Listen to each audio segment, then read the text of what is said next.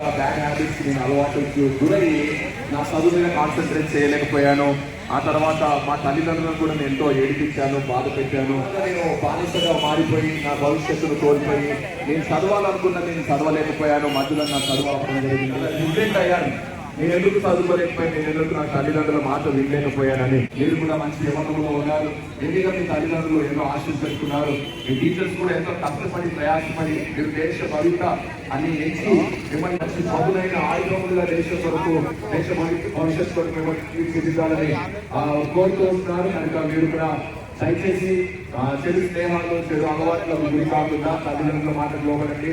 విద్యాభ్యాసము అభ్యసింపజేసే మీ ఉపాధ్యాయులకు మీరు లోబడి వారికి విజయంతో చూపించి కష్టపడి ప్రయాసపడి చదువుకొని మీరు మంచి భవిష్యత్తు పునాది వేసుకోవాలని మీ ద్వారానే ఈ భారతదేశం మారిపోతూ ఉంటాం కనుక ఇది గ్రహించి మీరు కష్టపడి చదువుకోవాల్సిందిగా కోరుతూ ఉంటున్నాను.